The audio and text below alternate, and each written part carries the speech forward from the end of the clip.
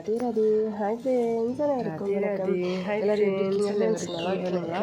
காலையில் 7:20 ஆயிருந்துச்சு. ஹாஸ்பிட்டல் போகணும். இன்றைக்கி நாத்தனாருக்கு சின்னதாக ஒரு சர்ஜரி பண்ண வேண்டியிருக்கு. நான் ஆல்ரெடி சொல்லியிருந்தேன். அவங்களுக்கு வந்து அவங்க ஹஸ்பண்ட் வந்து பஸ் வரும் 7:20 எங்கேயும் அந்த அளவுக்கு டீட்டெயில்ஸ்லாம் கிளம்புறாங்க. அதனால் வந்து என்னையே கூட்டிகிட்டு போக சொல்லியிருந்தாங்க. சரிங்கக்கா அவங்களும் வந்து எனக்குமே கஷ்டமாக இருந்தது. சரி பரவாயில்ல போயிட்டு வரலாம் அப்படின்னு சொல்லிட்டு கூட்டிகிட்டு போயிட்டேன். அங்கேருந்து போகணும்னா ஃபஸ்ட்டு எங்கள் வீட்டிலேருந்து நான் பஸ்ஸில் போகணும். வழியில் வந்து கொஞ்சம் தூரம் போனால் அவங்க வந்துடுவாங்க. காலையிலேயே நல்ல வெயில் வந்து கிளம்பிட்டு பஸ் பயங்கரமாக குளிர் பார்த்துருப்பீங்க. பஸ்ஸுக்காக வெயிட் பண்ணிட்டு இருக்கேன். பூரி வந்துச்சு. 7:20 பூரி வந்து அப்புறமா அங்கேருந்து ஆட்டோவில் வந்து போகணும். ஆட்டோவில் வந்து பஸ் ஸ்டாண்டில் இருந்து ஆட்டோ போனோம்னா நமக்கு வந்து ஹாஸ்பிட்டல் வந்து வந்துடும். இந்த ஆட்டோ குலுங்கு பார்த்தாலே தெரியும் இது ஷேர் ஆட்டோன்னு சொல்லி. ஏன்னா சின்ன பேட்ரி ஆட்டோ வந்து அந்தளவுக்கு வந்து குலுங்காது. அதுலேயும் 10 ரூபா தான் வாங்குவாங்க.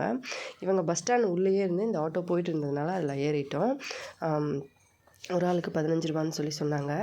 ஆக்சுவலாக வந்து பஸ் ஸ்டாண்ட் உள்ளேருந்து வந்ததுனால 15 ரூபா கேட்குறாங்க. பஸ் ஸ்டாண்ட் வெளியில் நம்ம வந்துட்டோம்னா அங்கேருந்து 10 ரூபா தான். பூரி ஜெகநாதர் கோவில் கிட்டே போகிறதுக்கு. சரி கோவில் கிட்டே வந்து கொண்டு போக மாட்டாங்க. கொஞ்சம் முக்கால்வாசி போவாங்க. ஒரு கால்வாசி வழி இருக்கும்போது நிறுத்திடுவாங்க. அங்கேருந்து வந்து கோயிலுக்கு போகணுன்னா நம்ம வந்து ரிக்ஷா அப்புறம் பேட்ரி வண்டி அந்த மாதிரி ஆட்டோ வண்டியில தான் போக வேண்டியிருக்கும். அங்கேருந்து மறுபடியும் ரிக்ஷாலெல்லாம் 50 ரூபா அந்த மாதிரி கேட்பாங்க.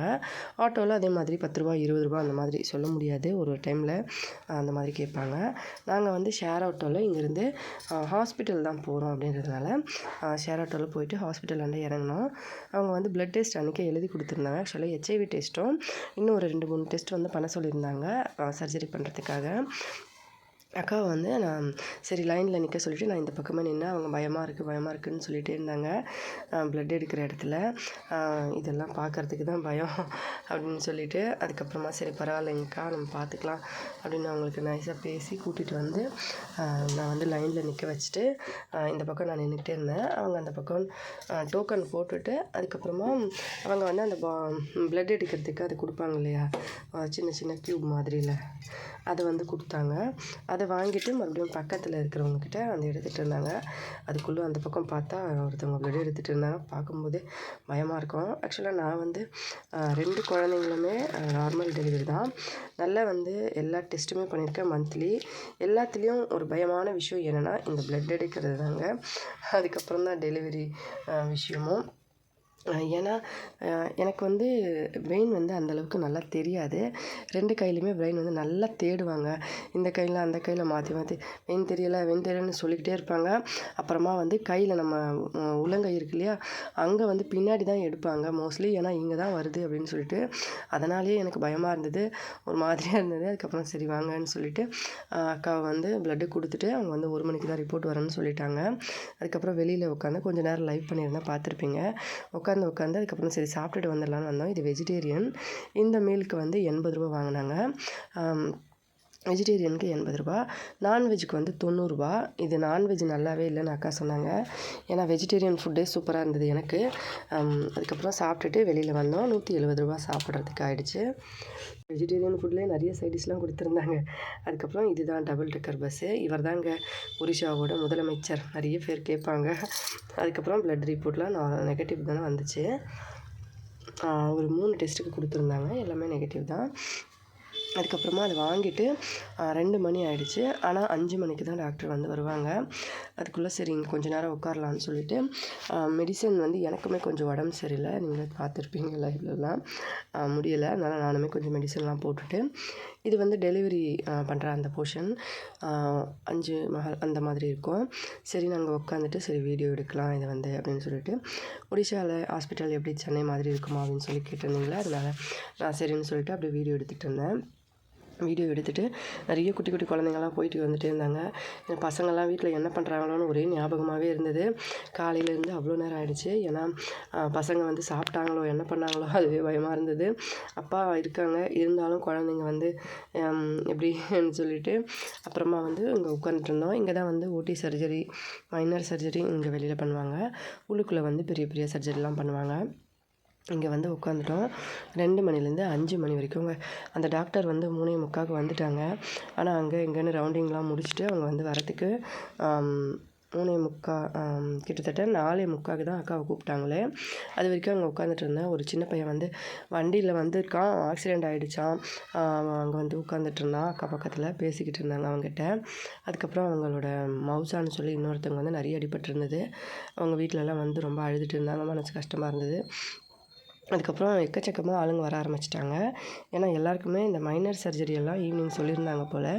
பெரிய பெரிய சர்ஜரியும் கூடவே அது உள்ளே பண்ணுறாங்க. ஆனால் இப்படி வந்து டைமிங் கொடுக்காம ஒரு எல்லாரையும் ஒரே டைமில் வர வச்சு எல்லாரையும் கஷ்டப்படுத்துகிற மாதிரி எனக்கு தோணுச்சு. அவங்க வந்து இப்போ எங்களுக்கு 5 மணி சொன்னாங்கன்னா, இன்னொருத்தருக்கு கொஞ்சம் நேரம் ஒரு அரை மணி நேரம் கழிச்சு ஒரு அந்த மாதிரி வந்து சொல்லியிருந்தாங்கன்னா ஓகேவாக இருந்திருக்கும். இவங்க என்ன பண்ணாங்கன்னா, எல்லாரையும் 5 மணிக்கு மேலேன்னு சொல்லிவிடவே எல்லாருமே வந்து அங்கே நின்றுட்டு இருந்தாங்க பாருங்கள். அங்கே செக்யூரிட்டிஸ்லாம் வந்து எவ்வளோ தான் கண்ட்ரோல் பண்ணுறது அப்படின்ற மாதிரி பண்ணிக்கிட்டு இருந்தாங்க. அதுலேயும் அந்த டாக்டர் வேறு திட்ட ஆரம்பிச்சிட்டாங்க. இந்த டாக்டர் சரியான டாக்டர், அவர் இப்போ நாங்கள் வந்து அப்புறமா அவங்களோட கேஸ் அப்படின்றதுனால எங்களை வெயிட் பண்ண சொன்னாங்க. இல்லைனா அவங்க சொல்லியிருந்தா கண்டிப்பாக வேறு டாக்டர் வந்து அந்த சர்ஜரி பண்ணியிருக்கலாமா, ஆல்ரெடி டாக்டர் இருந்தாங்களாம். ஆனால் அந்த டாக்டர் வந்து வேணான்னு சொல்லுவாங்களாம். அப்படின்னு சொன்ன உடனே அதையும் சொல்லிக்கிட்டு இருந்தாங்க அந்த செக்யூரிட்டி. சரி பரவாயில்ல, நமக்கு எப்படியாச்சும் இன்றைக்கி முடித்தா போதும், நம்ம நைட்டுக்குள்ளே வீட்டுக்கு போயிடணும், குழந்தைங்க என்ன பண்ணுறாங்களோ இது பண்ணுறாங்களோன்னு மனசு தோணிகிட்டே இருந்தது. அதுக்கப்புறமா கொஞ்சம் நேரம் வெயிட் பண்ணேன். அக்கா வந்து சர்ஜரி முடிச்சுட்டு வெளியில் வந்தாங்க. ஒரு 1.5 மணி நேரம் ஆகிடுச்சு. அவங்க வந்து அதெல்லாம் எடுத்து க்ளீன் பண்ணுறதுக்கு கொஞ்சம் வந்து ஒரு 1 இன்ச் போல் அந்த இது வந்து இருந்தது அப்படின்னு சொல்லியிருந்தாங்க. அதை வந்து கட் பண்ணி எடுத்துட்டாங்க. எடுத்துகிட்டு அப்புறமா சர்ஜரி முடிச்சுட்டு அக்கா வெளியே வந்தாங்க. சரி போகலான்னு சொல்லிட்டு, மயக்கமாக இருக்கா அக்கான்னு கேட்டேன். இல்லை நல்லா தான் இருக்குது, போகலாம் அப்படின்னு சொல்லிட்டு வந்தோம். அங்கேருந்து வந்து பஸ்ஸில் வழியில் வந்து அக்காவுக்கு ஏதாவது சாப்பிட வாங்கி கொடுக்கலாம், சோளா பட்டூரை விற்றுட்டு இருந்தாங்க. அப்புறமா அக்கா அதெல்லாம் பார்த்துட்டு, இதெல்லாம் நல்லா இல்லை, பூரியில் எல்லாம் விதவிதமாக விற்கிறாங்க, ஆனால் உடம்புக்கு நல்லா இருக்காது, பக்கத்தில் போய் சாப்பிட்டுக்கலாம் அப்படின்னு சொன்னாங்க. சரின்னு சொல்லிட்டு கூட்டிகிட்டு வந்துட்டேன். அங்கேருந்து பஸ்ஸில் இருந்து ஒரு இடத்துல இறங்கி மறுபடியும் அங்கேருந்து இன்னொரு ஆட்டோ பிடிச்சி அங்கேருந்து மறுபடியும் ஆட்டோ வந்து ரிசர்வ் பண்ணி அங்கேருந்து வீட்டுக்கு வந்தோம்.